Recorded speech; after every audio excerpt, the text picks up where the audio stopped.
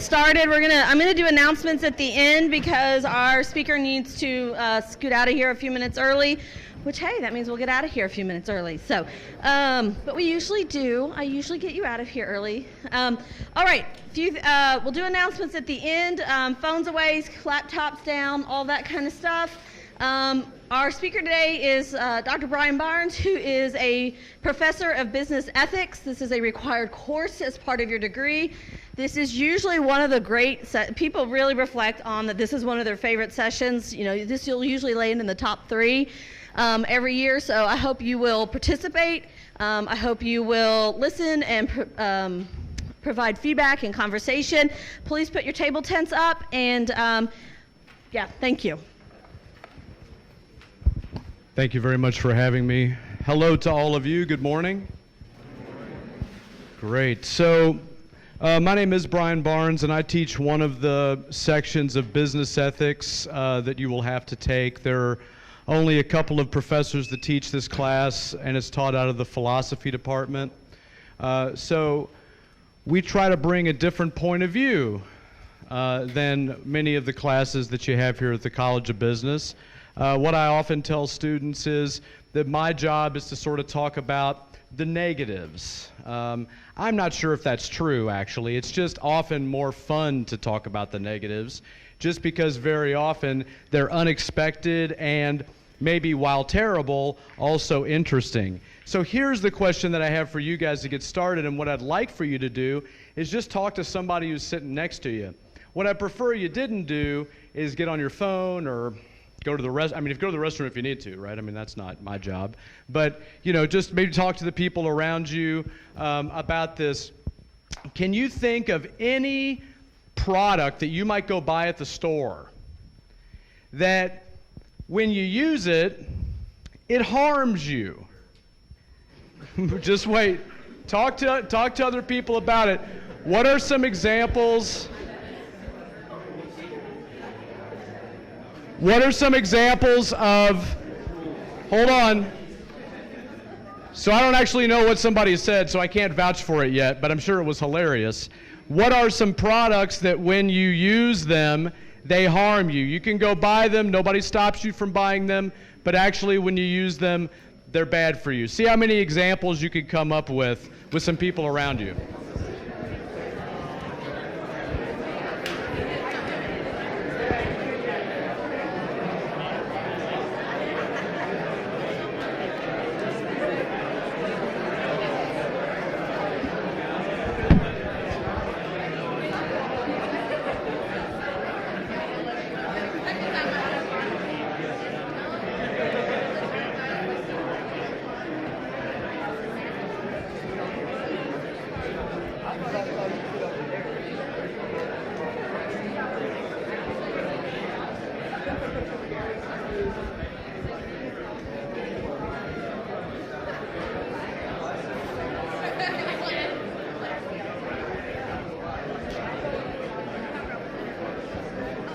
That's probably enough. I'm sure that you guys came up with things immediately. So let's come back this way.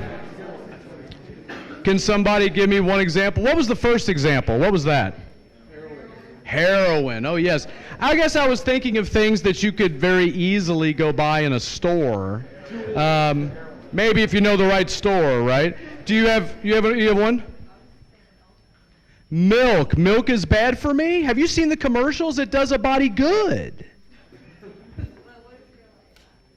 Oh, okay. So for some people, at least, milk is a bad thing. Okay. All right, very fine. I'll give you that one. Thank you. What do you say? Cigarettes. Cigarettes maybe are just like milk in this regard. Vegans sure think so. That every time you smoke a cigarette, I'll get you next. Every time you smoke a cigarette, it's actually worse for you than if you hadn't smoked it. Right? Like your state of health, your situation is worse than if you hadn't smoked it. I know you guys don't believe that, those of you who smoke. I dig it, man. I smoked for 20 years. I started smoking in a theater production when I was a freshman in college because of a girl. And I didn't know how. I had to figure it out. People stopped letting me bum cigarettes after a while because they said I was just wasting them. So then I had to start actually smoking them, and then 20 years later, no girl, lots of cigarettes smoked, right? So, yeah, it's not really a sad story. But at any rate, I appreciate that, though. But cigarettes, like other consumer, this is actually, cigarettes are a good example because it's what a lot of people come up with first, right? Because everybody probably knows this. But I have to say, when I was a freshman in college 100 years ago, people weren't thinking that. Smoked everywhere. We used to hang our hands out of the window in class. Smoke during class. I mean, if class went outside, it was because the professor smoked. And I had a lot of classes. Found ourselves outside every day because that was better than clouding up the classroom. I've had a lot of different jobs. I didn't just come here. I used to work at the National Security Agency once upon a time. The National Security Agency, when I got there, you could still have a smokeless ashtray if you wanted to. I tried to quit smoking there a bunch of times, but that was the only way they let you have a break. We had 2 break areas. I'll get back to the products in a moment. Just tell you this one thing, just because it goes to corporate culture. In the facility where I worked, we had 2 break areas. One was a smoking area, one was a non-smoking area. One time when I tried to quit smoking, I would go out to the break area and take exactly my 15-minute break and read a book in the non-smoking area. I was always alone. I was the only person out there. There was a pull-up bar there if you want to do that, and a table. And it was always empty. And when I went to the smoking area, there were usually about 50 people out there.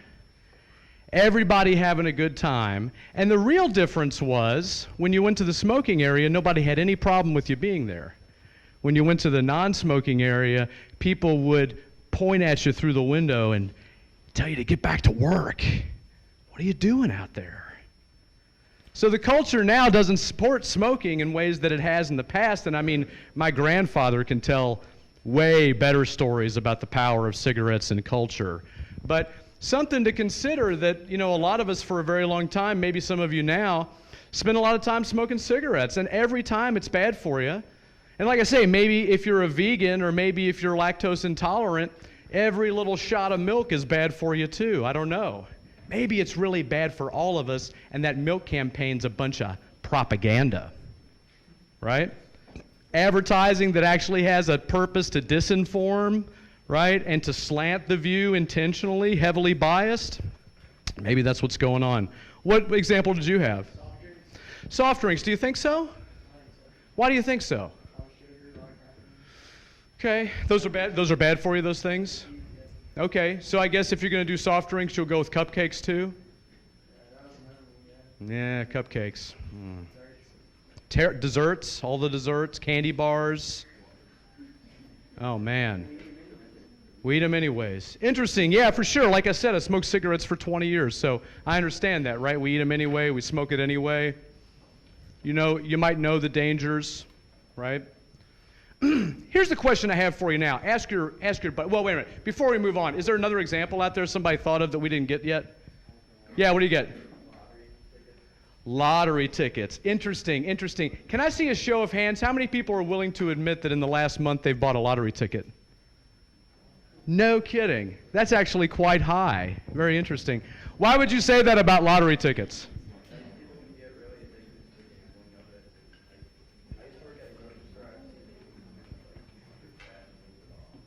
Sure, yeah. Maybe they made that money off of earlier lottery tickets. Do you think so?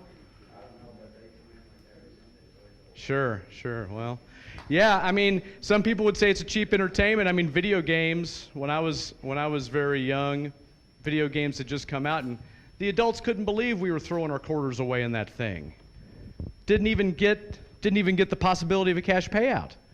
Just a pure waste of time and money. So maybe the lottery is like that. And maybe it promotes behaviors or beliefs even that are negative for us. How many people think that, how about this one? See a show of hands on this one. How many people think that if you play the lottery, there's a really good chance that you're going to win? Right. But a bunch of hands went up before, right? I have to say, my father has interesting thinking about this.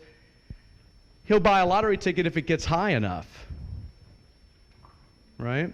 So like 10 million's not enough. I'm like, really? 10 million's not enough? Like if you won that, you'd be like, I'm not even going to go claim it. Right? No, you start getting up at 70 million, 100 million, something like this. He's like, oh, now you got to buy the lottery ticket. I'm like, what could that even mean? What is this reasoning? In the philosophy department, we're often concerned about the thinking that goes into these various products and decisions and activities that we're involved in. What's really going on here, right? What's going on that causes me to make the decisions that I make? So, here's the question I want you to discuss with your friends. And there are other examples that didn't come up, but that's cool. You can talk about those examples if you think that they qualify. Do you think these things should be sold? Here's where my thinking's coming from. Does the place where you live, bear with me for a second. Philosophy, we often do things kind of the long way around. I'm going to try to make it short. The place where we live already supplies, we contribute taxes or whatever, or your parents do or something, but we contribute money back to the government. Every time we make a purchase, for example, we contribute money back to the government, everybody. In Kentucky, we're taxing just about everything now. And so a lot of money is going in that direction, and that sort of means that we give maybe a certain kind of approval.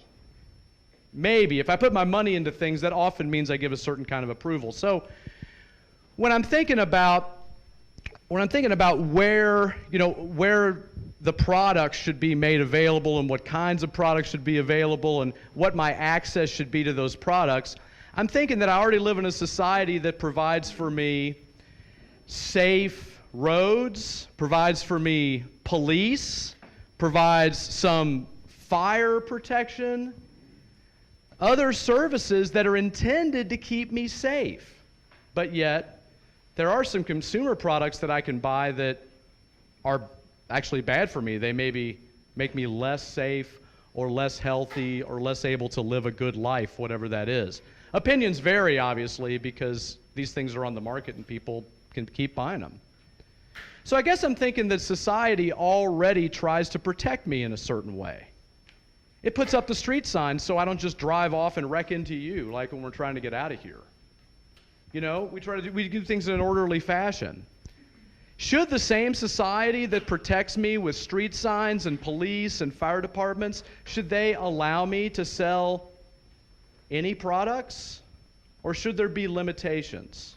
Think about the examples you've already come up with. Are there any good reasons that a society might limit this stuff? I'll go ahead and say on the other side, a good reason not to limit this stuff is because of profit. So no doubt at all.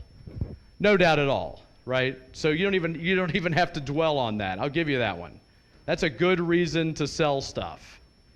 But might there be any other reasons besides profit that maybe should be a deciding factor in whether we allow some of these products on the market? Or not? Or do you think no? Do you think no, there shouldn't be any limitations at all? Discuss for a moment, if you will, and I want to hear what you have to say. Yeah, discuss with some people. Thanks.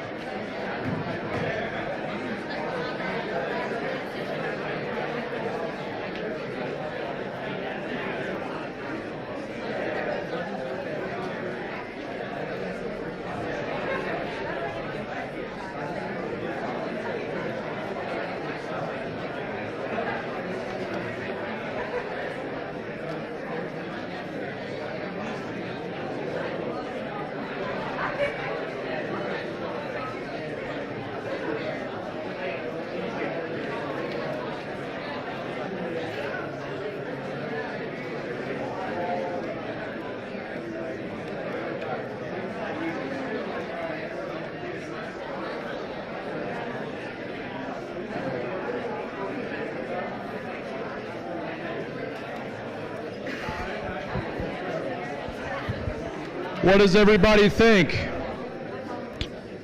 So what do you think? Does somebody want to take up the side that says, I don't know, what side are you taking up? Go ahead. You should be able to sell. Is it anything you want?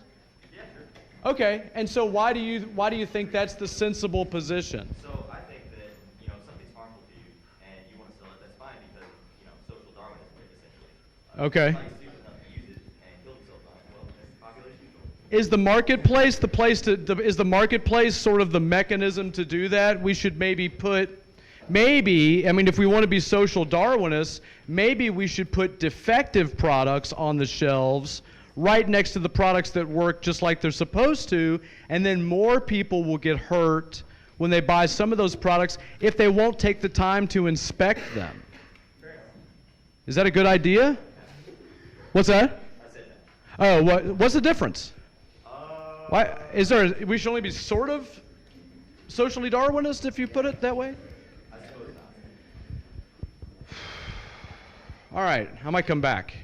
Who else has an idea? Go ahead. Well, I just like building off of Pam. Okay. The harms are known of things that are defective products. Yeah. You would have to inspect it yourself, but if it's something like sugar or something like that, and you already know the harms of it, then that's your choice. Now that you know the harms, you either do it or not do it. Is it the case that we know the harms? I mean, is it the case that these harms are well known? Not all the harms, like when you're talking to milk or like on that probiotics that are in milk, like you don't really, some things you don't know, but I feel like if you do, if these are things you know the harms of, like cigarettes, you know what it's gonna cost you, but it's your choice whether you do it or not. Because Sure. You already know the harms, that's on you. Okay. I mean, it's not worthwhile to maybe try to protect people from themselves in this regard. I mean, if I know that I have a difficult relationship with nicotine, maybe a nice thing, maybe a helpful thing to do for me is to maybe keep the nicotine away from me. If Yeah, that's, absolutely. I mean, it's not, I was just going off of what he said, like how he was saying that. I think it's more of like a knowing the harms type of thing and letting people have free choice, with that. But yeah, I mean, if you're going to like counseling and all that stuff, like if I'm thinking maybe the state should do it by just not selling the stuff. Like keep it away from me because some people have a problem with cigarettes, and so we just shouldn't sell them if they're bad for people. but then you could get into the fact that, okay, you can't sell it to certain people, you can sell it to other people, but then everybody would have all their health information known by everybody, so they know who to sell the cigarettes to and who not to. Seems like the best thing to do just ban them. Get rid of that whole problem you just talked about, right? We don't sell them at all. Yeah. All right. Thank you. Go ahead. You can argue that literally anything you buy can be, so what's the point of trying to segregate certain things? Well, I think that we could make a relatively useful distinction between cigarettes and apples. So I think that, and the distinction is roughly for me that if I eat an apple, for the overwhelming majority of people, that would create a positive health impact. Maybe not the most positive or whatever, but something relatively positive, right? Whereas if you smoke a cigarette, every single cigarette produces a negative impact on your health. And so when you use it just like you're supposed to use it, the apple ends up maybe benefiting you and the cigarette maybe ends up not. I guess that's where I would want to draw a very rough line. Certainly I can drown myself in, my bottle of Evian or whatever. I mean, if that's what I want to do or something, but I can eat plastic and get toxic chemicals in my body that way. But when used as intended, I think, is what I was thinking. So, yeah, thanks for the distinction. Go ahead. There's a pretty interesting case study on banning of things like cigarettes, and it's called the Prohibition Era, and it didn't work with the dam. So, Sure, but the issue is not so much do we look to history and say, well, we have examples where this has failed, so we should just ignore all of the public health concerns. I think that's probably not the very few public health right way to go. problems have required a constitutional amendment to both create and solve, But what does that have to do with banning cigarettes? because it wouldn't mean the same thing happened. Well, again, if you feel this didn't work, why would we go back and do the same thing again? Why wouldn't we try I'm saying different mechanisms? because it didn't work when we banned alcohol. Well, but you're looking at prohibition as a case, and I'm saying that I'm agreeing with you that the mechanism of prohibition, the legal framework, the regulatory framework, wasn't effective for what it wanted to do. That's a separate issue from whether some products are bad for people when taken as they're directed. I don't think so. Well, they are in fact two separate. One's a logistics issue, and one's a health issue. So they're separate. How much leeway is there in the logistical issue of completely banning the product? Well, it all depends. I mean, we could all decide in this room that we want to make sure that straws never come back in this room, and we could do it voluntarily. And maybe in that way, we could somehow impact the market for straws being sold in this one building. But is it feasible to entertain the idea of voluntarily banning cigarettes or alcohol? Well, it's feasible if you had some sort of ideological change, which is, of course, what my classes are all about. So you would have to actually change your thinking. People would have to change their thinking. The society would have to shift its thinking. But, we used to have, in addition to prohibited alcohol, we used to have things like legal slavery. And so I guess the thinking changed on that. So we used to have women unable to vote. The thinking seems to have changed on that. Seat belts were not mandatory in cars not that long ago. Now they are. I think we can change thinking on lots of things if we think that they're good ideas and ideologically they should be engaged with.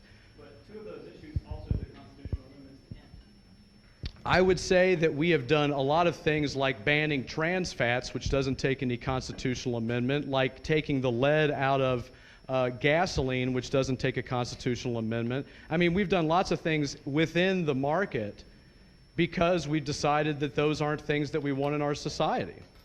But is that right?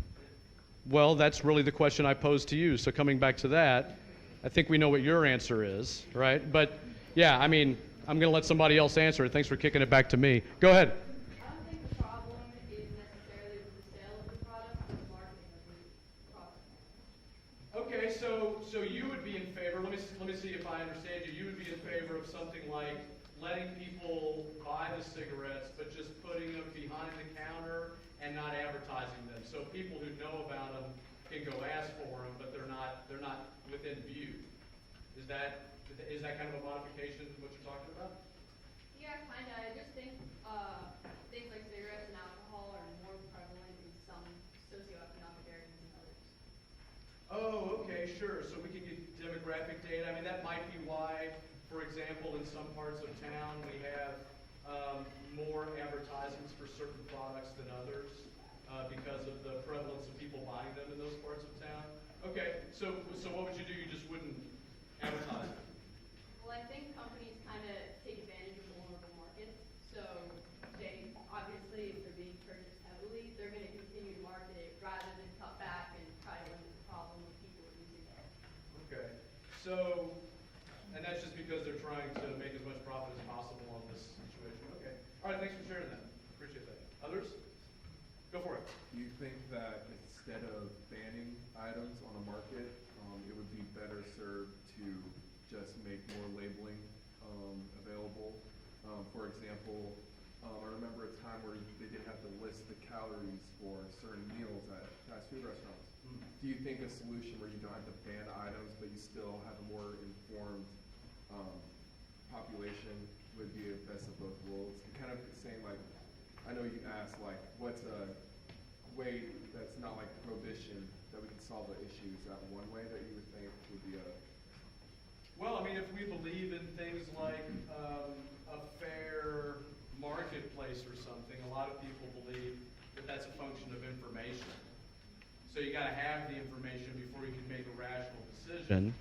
Of course, if the place that we're getting our information is essentially an unregulated place, then we probably don't have fair information unless we ignore all of the evidence that shows all we have to do is go into the legal records and find case after case after case of things like fraud. They're every day, right? So to say that we should take business people sight unseen in providing the data for us seems like a claim that is consistently challenged in sort of the marketplace of ideas. But all that being said, if we can have the information, hopefully people will make really good choices. But we know all kinds of things are bad for us, and yet they're still really popular in the market, right? So I don't know.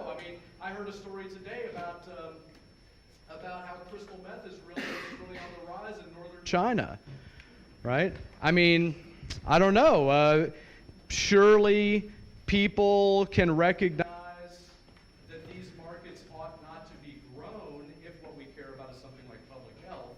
But I doubt very seriously that meth chemists and dealers care very much about topics like public health, right? So, yeah, should we have, should we educate people so that they can say no or whatever? Maybe. I don't see how it's actually been super helpful to do that, right? Either.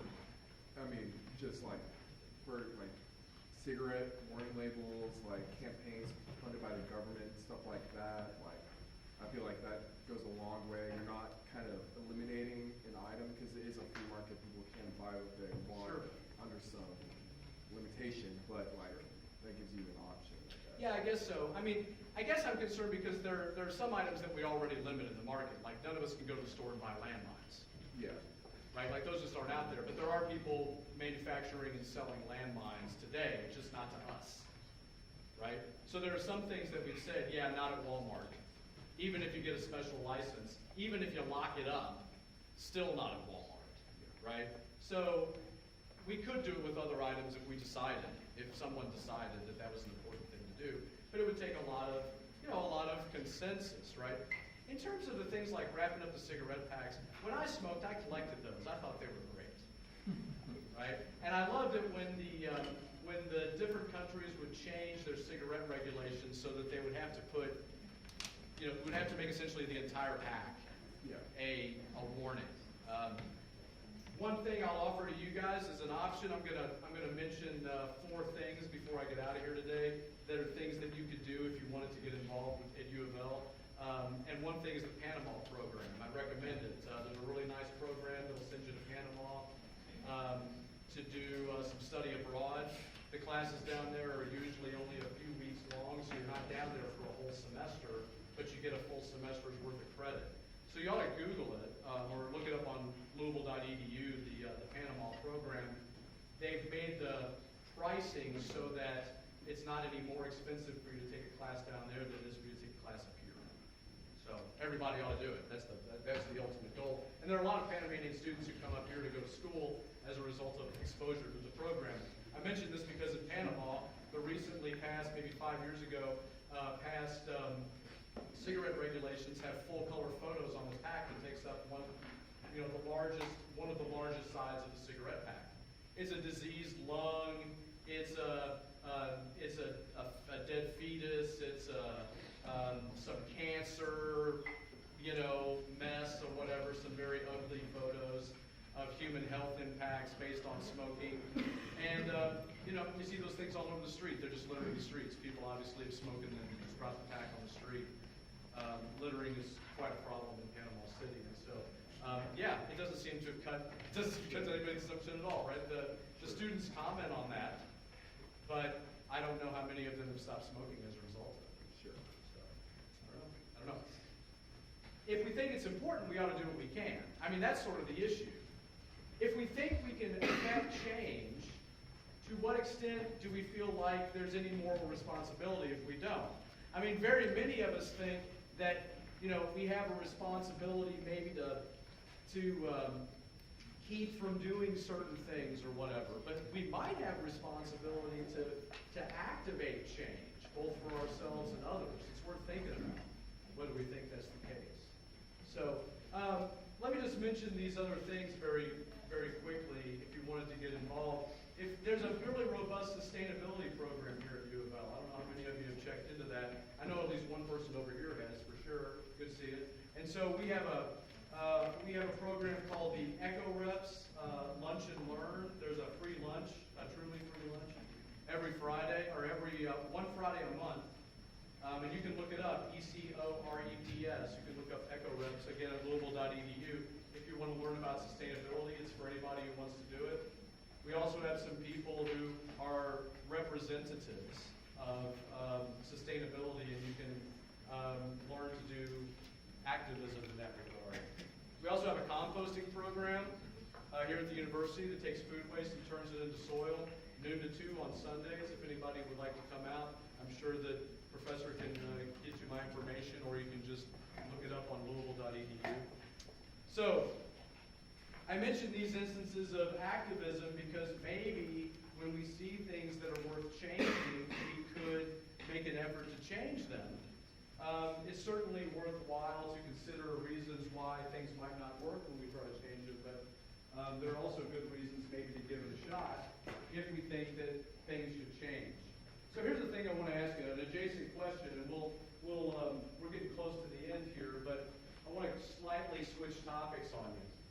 So we talk about the notion of whether there should be any products in the market that are prohibited.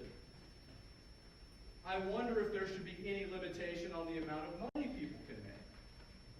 So usually an audience like this is not very interested in such a limitation.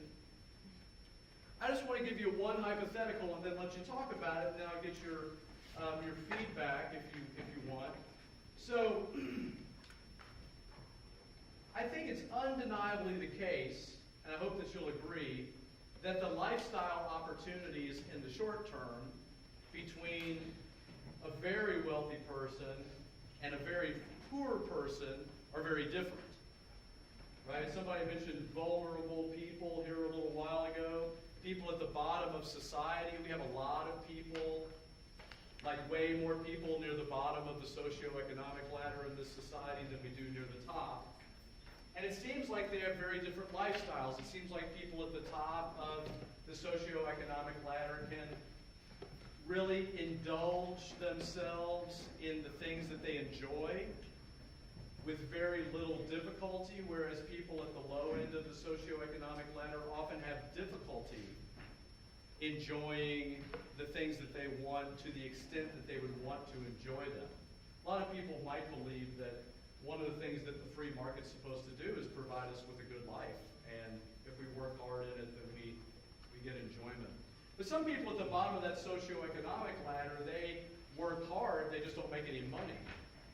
So, for example, there was an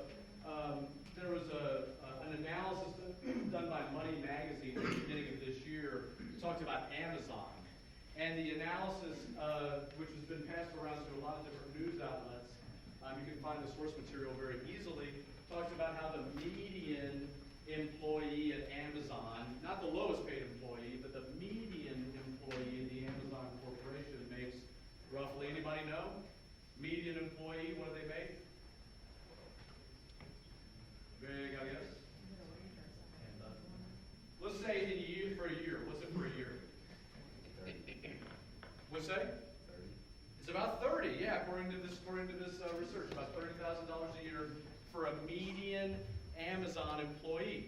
Now, we probably all know Jeff Bezos, right, who's fantastically wealthy and the founder of Amazon and the CEO of Amazon. And he makes a very nice living. One of the features that the article wanted to point out in an effort to bring up the same sort of topic I'm bringing up right now is the idea that Bezos makes, as opposed to $30,000 a year, more or less, he makes something like $30,000 every 10 seconds. Right? Now, when I was young, I remember the very staggering figure. Bill Gates is walking down the street, and he sees a $100 bill on the ground. And his time is so valuable that it's not worth his time to stop and pick it up. He loses money if he goes to pick up the $100 bill on the ground. This was the analysis that we got once upon a time. So now, there's a slightly different angle on this. Bezos makes what his median worker in his company makes for the whole year every 9 seconds. So here's what I want to ask. What I want to ask is, what are the good reasons, in your view, for that disparity? Lots of good reasons are put forth out there. What in your mind is a good reason? I mean, I'll give you one example that somebody might want to use. Jeff Bezos is better, just as a human being, better than any of those median employees. That's why he can make their salary in 10 seconds. He's a better quality of different qualities of human beings. Some are really good and some are really bad human beings. and he's one of the truly excellent ones, and so that would justify him making that kind of mad cash, whereas other people won't be able to. Just a better quality of human being. If you have other suggestions, please talk them out with your buddies, or you can think about my suggestions. What are the good reasons for this disparity? What justifies this? Go ahead.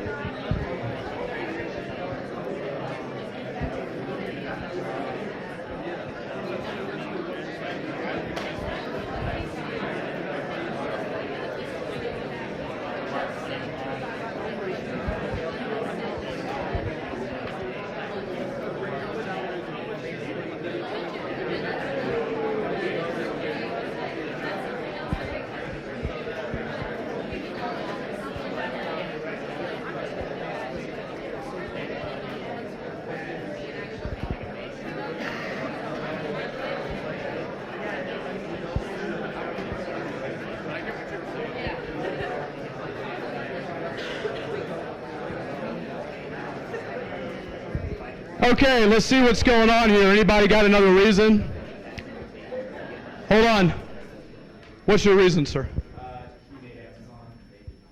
Okay. So let me see if I've got you right. It seems like it implied in your idea is that if it's your company, it doesn't matter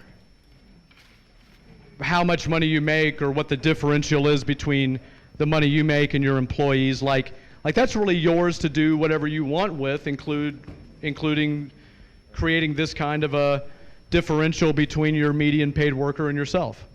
Well, yeah, like I feel like any of those his median employees could do what he did and make their own company and be an example to that Okay. he started where they started. Okay. I mean, would you? Well, are you assuming that there are other opportunities out there that those employees could take advantage of that maybe just haven't been taken advantage of yet? Like those opportunities are out there more or less endlessly. We just have to tap into those like Bezos did. Okay. And so, but just to be clear, it doesn't matter what the difference is between you and your workers in terms of salary. That's not even a relevant question if it's your company. I feel like for him, like in this specific example, there is kind of a larger disparity than I feel like there should be. It's a large one.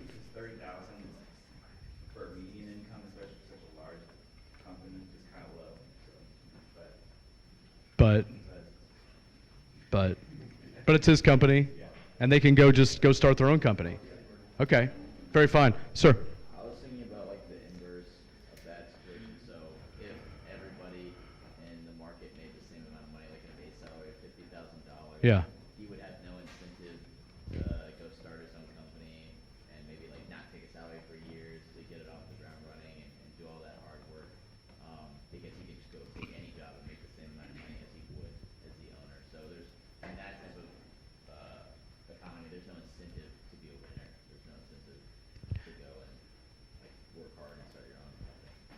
would you advocate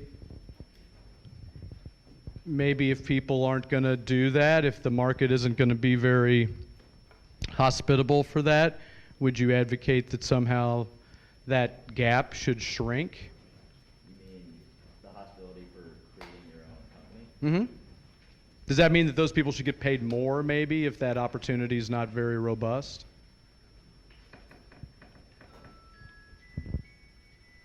Sorry. Yeah. We're almost done. That's what that means, anyway. Yeah. You're saying that the people should get paid more. Yeah, maybe they should get paid more if their opportunity to be entrepreneurs like Bezos is really difficult, and they can't really go out and start their own thing. Maybe they should just get more money to stay where they are. Personally, I think that someone's base salary, the median salary should be $30,000 because it's not really fair to say they don't work as hard as him right now. I mean, they're totally different jobs, and maybe the level of importance of the job is different, but they definitely work really hard. But no, I mean, I think they should be paid a little bit more, but I don't think that there should be incentive for not starting your own company. You should make more. Sure, yeah, as a separate mechanism. Yeah. I'm sure he has advisors for his directors. Is that relevant? Well, he's doing most of the job, so it's he's the only one in charge. Oh, okay. Nobody else can really tell him what to do. So he should get more money as a result of that. I'm not saying that now. I'm just saying Oh, okay. All right. Well, I mean, what do you think the conditions are? Do you think that there should be any difference here, or is it fine if you have this kind of a difference in the wages between the top and the middle? I don't think it's fine, but you can understand why he makes so much. Because of this? Yeah. Okay, same thing. Yeah, what do you got? I don't think you can expect a business owner to act outside of self-interest. So, is his self-interest manifest by getting as much money as he can get? I mean, is that the... I think generally, I think it will be self-interest. Now, Okay. unless you're talking about something like self-affirmations, whereas then they help somebody else by helping the workers get paid more, et cetera, et cetera. Well, I mean, what about those workers? I mean, it sort of creates a really different, creates a whole different life. Seems like those workers are maybe the same kind of people. I mean, I know I suggested earlier that there might be these different classes of people or whatever, but I think largely that's constructed by the economy if we have different classes of people. So, I mean, why should we have such a broad difference between the kind of life that one dude can live at the top of the company and the life that maybe thousands of people are living in the middle of the company? Is that essentially the basis of politics? Well, I don't know. I mean, should there be? Is that how we should solve it? We should make it legislated. Do you think any change should happen? I guess is the main question. I can tell you, yeah. Doesn't bother you though? Yeah. Does it bother anybody, this difference? Does this difference bother anybody? Why does it bother you?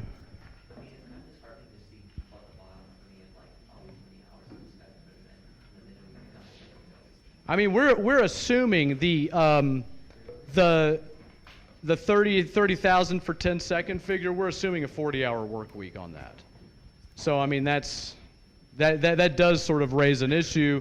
If I'm making federal minimum wage $7.25, also Kentucky minimum wage, if I'm making $7.25 an hour, I'm making $15,000 a year, right?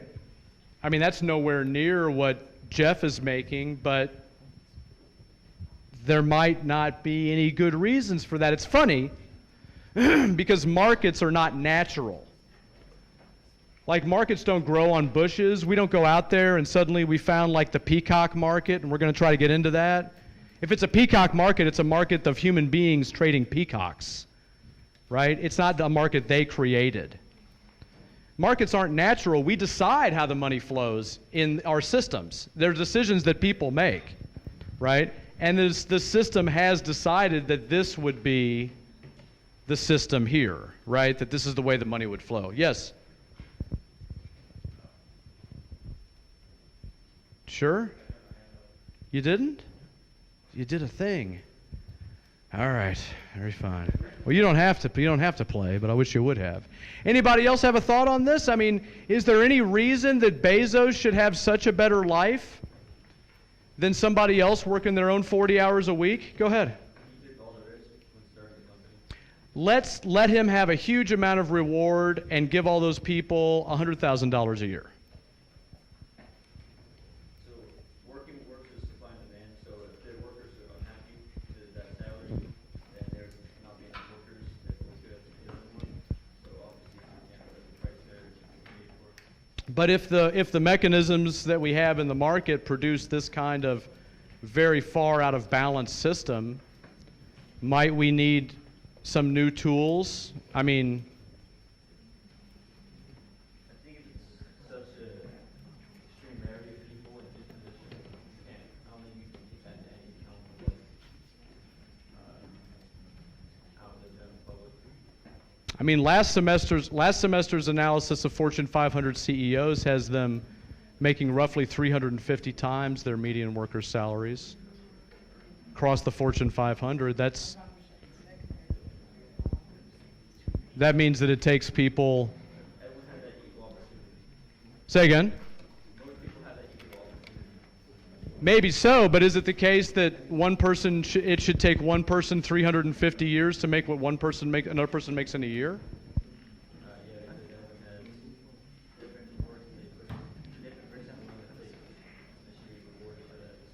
Okay. All right. Thanks for that. What did you want to add?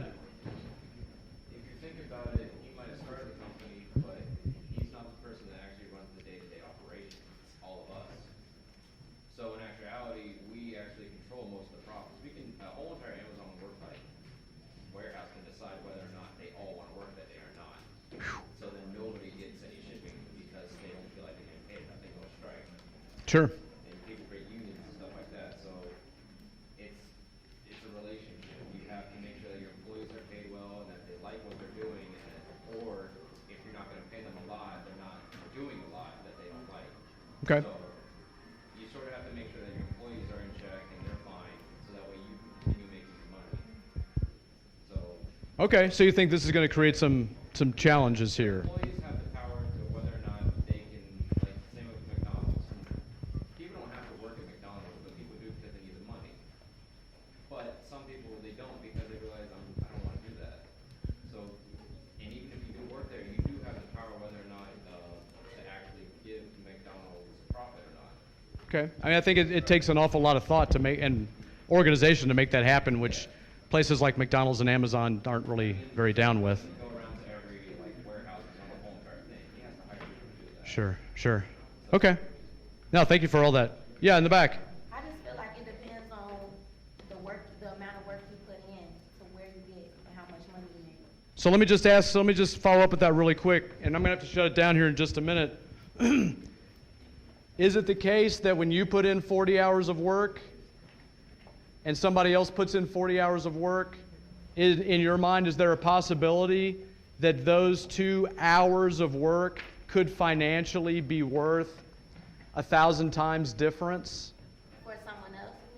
No, like say, well, whatever, yeah, for anybody. So one person can work and make $10 an hour, and somebody else for another hour's worth of work doing something else, the appropriate value of that hour of work is $10,000 instead of $10. That seems okay in your view? Well, it's not exactly okay, but I mean, Everybody says that. it's sort of like, I mean, it's kind of the way it works. Like, not everyone's on the same level. It's never been like that. It's Oh, always for been sure. higher up. Women couldn't vote before too. I remember talking about that earlier. I just feel like, say me and you, like, I'll have a job and you have a job. but Sure. You have a better job and you make more than me. Maybe it's because the inputs you put in to get the job you have was more than the inputs I put in. 1,000 times more value per hour of labor. Yes? That could be justifiable. Yeah? That's it for me, folks. Thank you all very much.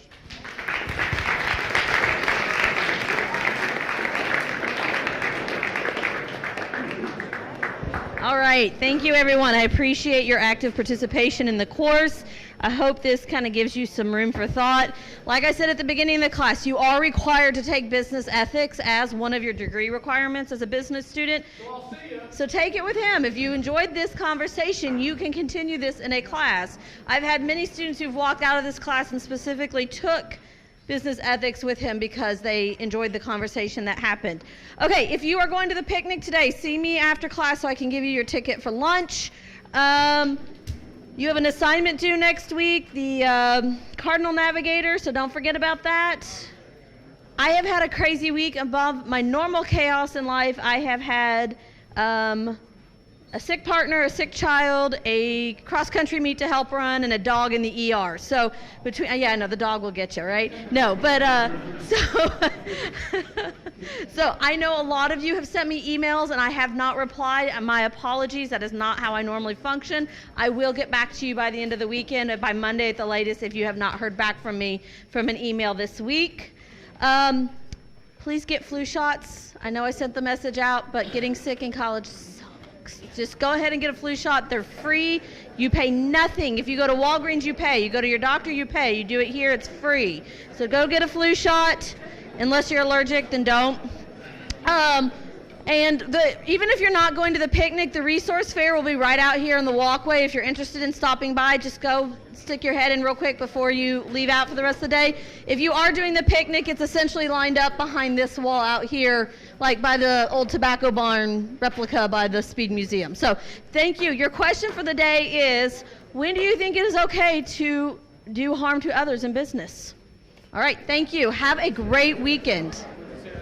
When is it okay to do harm to others in business?